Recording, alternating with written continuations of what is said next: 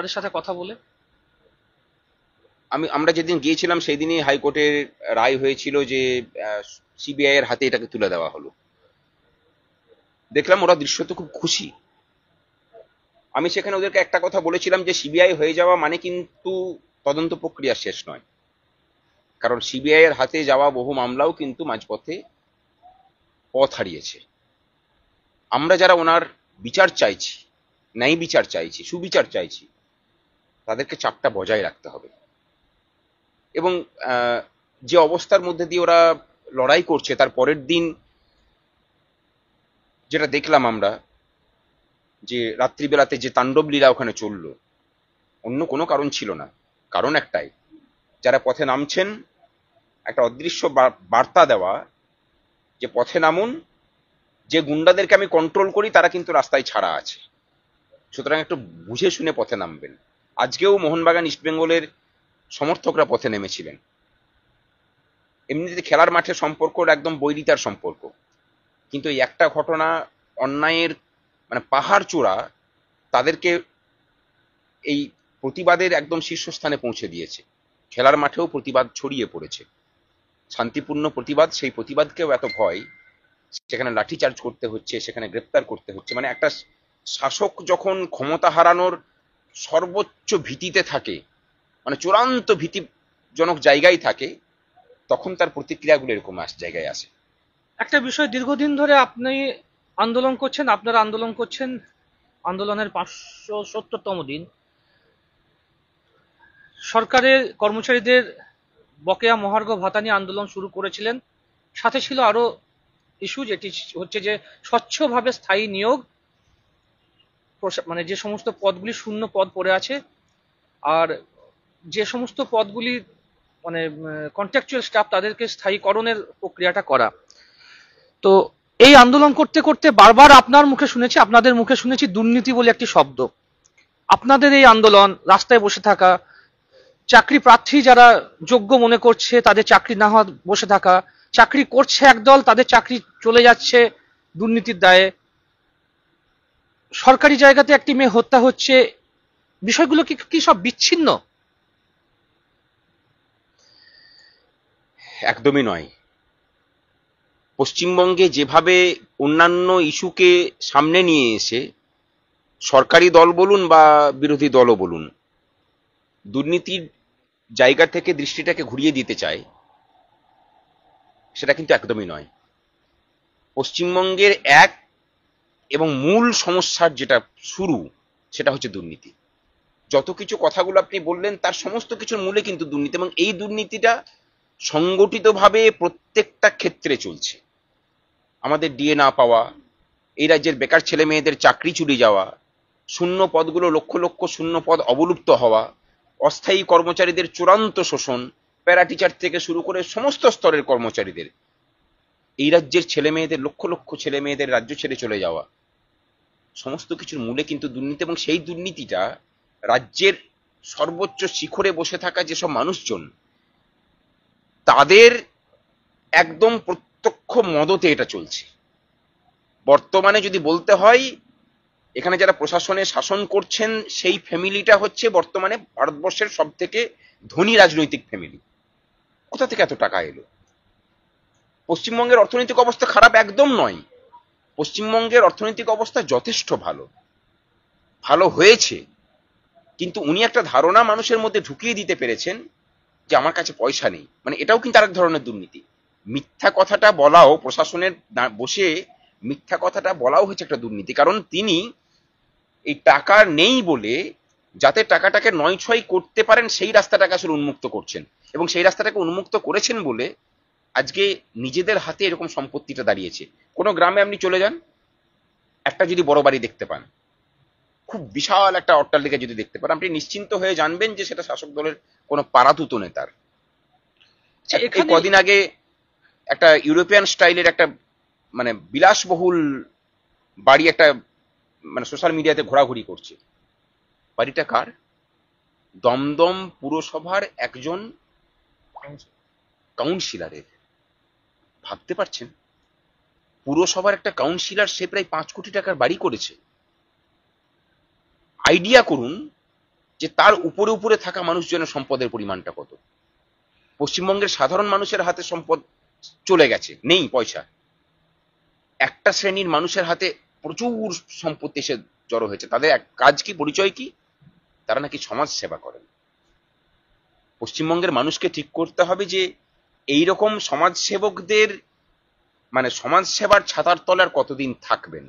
এবং পশ্চিমবঙ্গে যেটা আশু প্রয়োজন, দলীয় রাজনীতির পতাকা ছেড়ে মানুষকে পথে নামতে হবে। এই বিষয়টাই আসছি। তার আগে বলুন যে সীমাহীন রাজনীতি মানে দুর্নীতির কথা আপনি বলছেন, পশ্চিমবঙ্গ সরকার থেকে দুর্নীতিটা করা হচ্ছে, আপনি আকার ইঙ্গিতে এটা বোঝাতে চাইছেন।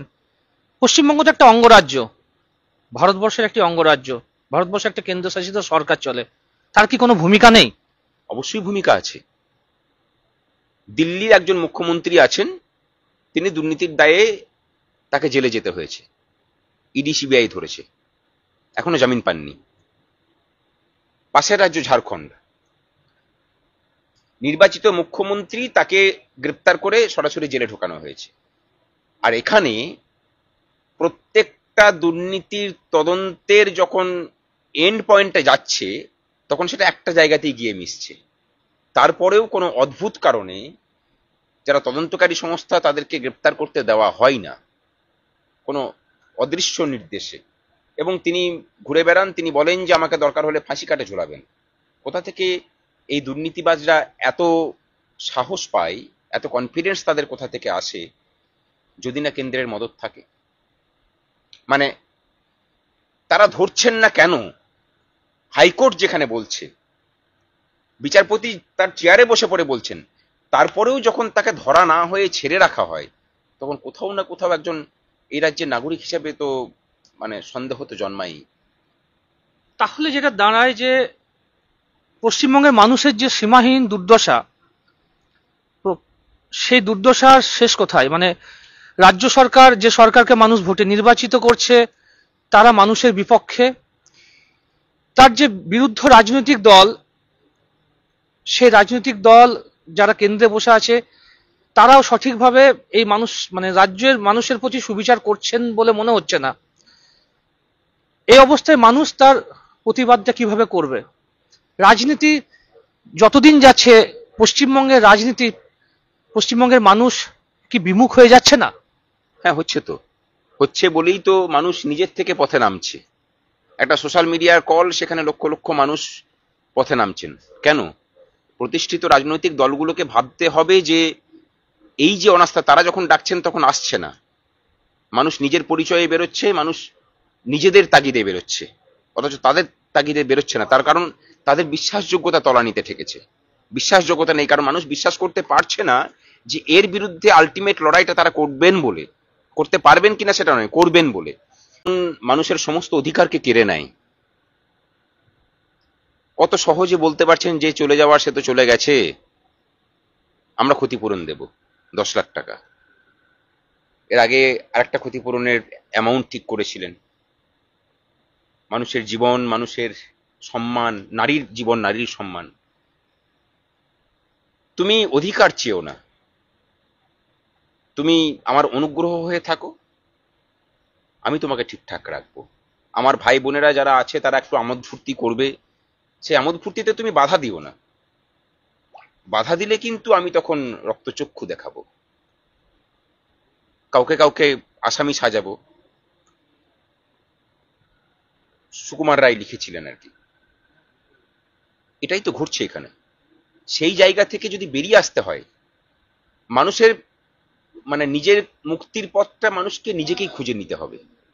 পথ তো একটাই, সেটা হচ্ছে যার কারণের জন্য আমাদের এত দুর্দশা, সেই দুর্দশা মুক্তির মানে আমি যদি রোগটা জানি এবং রোগের কারণটা জানি, তার ওষুধ তো আমাদের কাছে বাঁধা আছে। এর সমস্ত কিছু কারণ একটা জায়গাতেই। শরীরটার মাথায় পছন্দ ধরেছে, সুতরাং মাথাটাকে বদলাতে হবে। কিন্তু একটা বিষয়, এই যে বিক্ষিপ্তভাবে ঘটছে, এখানে আন্দোলন, ওখানে আন্দোলন, সেই সমস্ত আন্দোলন এই যে বিক্ষিপ্তভাবে ঘটে যাচ্ছে, বা আপনারাও এখানে একটা আন্দোলন করছেন, তো এভাবে কি একটা আন্দোলন এভাবে চলতে থাকলে কি সেই আন্দোলন কি সঠিক জায়গাতে গিয়ে ধাক্কা মারতে পারে? কোনো স্বৈরাচার বা রাষ্ট্রের যে এই যে যন্ত্রণা মানুষকে দেওয়া, তার বিরুদ্ধে মানুষ কি শেষ পর্যন্ত জয়লাভ করতে পারবে বলে মনে হয়? দীর্ঘ মানে আন্দোলন করার আপনার অভিজ্ঞতা রয়েছে, আপনি কি মনে করেন এই সমস্ত আন্দোলনগুলোর কে মানে কি এভাবেই চলা উচিত, এই স্বতঃস্ফূর্ত ভাবে, নাকি তার কোনো আলটিমেট একটা পরিকল্পিত ভাবে কিছু ভাবা উচিত এই সমস্ত কিছু নিয়ে? দেখুন, মানুষ সীমাহীন ক্ষোভের জায়গা থেকে বেরিয়েছিলেন। একটা জায়গা থেকে একটা কল এসেছিল 14 তারিখে, নারীরা রাত দখল করবে, রাস্তা দখল করবে। বিভিন্ন জায়গাতে যারা আয়োজন করছেন তাদেরকে দেখেছি উই ওয়ান্ট জাস্টিসের বাইরে আর কোনো স্লোগান দেওয়া যাবে না সেরকম ফরমান জারি করতে। যদিও সেই ফরমান টেকেনি, মানুষের ক্ষোভের কাছে টেকেনি, মানুষ স্বতঃস্ফূর্তভাবে স্লোগান দিয়েছেন, কিন্তু কোথাও যেন মানে মানুষের, সাধারণ মানুষের যে ক্ষোভ, সেই ক্ষোভটাকে ধামাচাপা দেওয়ার জন্য যেন একটা শক্তি সক্রিয়। তারপরেও কিন্তু মানুষ নামছে, তাগিদ থেকেই নামছে, নিজেরা অর্গানাইজ করছে, যারা অর্গানাইজ করেছে তার থেকে বেরিয়ে পড়ে নিজেরা অর্গানাইজ করতে চাইছে। এত ছত্রভঙ্গ হয়ে থাকলে পরে তো একটা ফোর্সকে যত আপনি ছত্রভঙ্গ করবেন তত তো শাসকের সুবিধা। যদি শাসকের কাছ থেকে ন্যায় বিচার চাইতে হয়, যদি তার এতদিনের অন্যায়ের অবিচারের হিসাব নিতে হয়, এটা অবশ্যই একটা জায়গাতে কেন্দ্রীভূত হওয়া দরকার। এবং মানুষ যদি মনে করে যে সমস্ত দলীয় রাজনীতির ছাতার বাইরে বেরিয়ে করবে, হ্যাঁ অবশ্যই সেই ক্ষমতা তো আছে, রাস্তাটা। এ প্রসঙ্গে একটা কথা খুব চলছে যে অরাজনৈতিক বলে কিছু হয় না। দলীয় রাজনীতির কথা আপনি বললেন, একদল বলছে দলীয় রাজনীতির বাইরে কিছু হয় না, অরাজনৈতিক বলে কিছু হয় না। আপনার একটা ফেসবুকে মেসেজও দেখছিলাম, বিষয়টা একটু যদি ক্লিয়ার করে বলেন। কয়েকদিন ধরে দেখছিলাম যে অরাজনৈতিকতাকে খুব আক্রমণ করা হচ্ছে। প্রতিষ্ঠিত যারা রাজনৈতিক দল তারা তো স্বাভাবিকভাবে, মানুষ যখন দলীয় রাজনীতির বাইরে থেকে যখন লড়াইটা করেন তখন তাদের চোখ মুখ চকচক করে, আরে এত মানুষ নামছে, আমি কন্ট্রোল করতে পারছি না। সেই জায়গা থেকেই মানে আমরা যারা অরাজনৈতিকভাবে আন্দোলন করছি তাদের উপর রাগ। আমরা যে পথে নামছি সেটাও রাজনীতি। দল রাজনীতি নিরপেক্ষ তো আন্দোলন হয়, চিরকালই তো হয়ে এসছে। এই যে আরটিআই অ্যাক্টের সুবিধা আমরা ভোগ করছি, সেই ভোগটা কিসের জন্য করতে পারছি আমরা? একটা অরাজনৈতিক মুভমেন্ট গড়ে উঠেছিল বলে। এই যে লোকপাল বিল তৈরি হয়েছে, সরকারকে বাধ্য করেছে, যেখানে সমস্ত প্রতিষ্ঠিত রাজনৈতিক শক্তি লোকপাল বিলের বিরুদ্ধে ছিল, তারপরেও মাথা নত করতে হয়েছে কেন? দলীয় রাজনীতি নিরপেক্ষ একটা আন্দোলন গোটা ভারতবর্ষকে উত্তাল করে দিয়েছিল। এখনো যেটা করছে এই আন্দোলনটাও তো দল দলীয় রাজনীতি নিরপেক্ষ ভাবেই পশ্চিমবঙ্গ কেন গোটা পৃথিবী জুড়েই চলছে। টাইম স্কোয়ারে যারা দেখিয়েছেন, কোনো রাজনৈতিক দল বুক টুকে বলতে পারবে না যে সেই লোকগুলো আমাদের লোক। তারা নিজেদের বিবেকের তাড়নায় নেমে এসছেন। মানুষ বিবেকের তাড়নায় নামছে।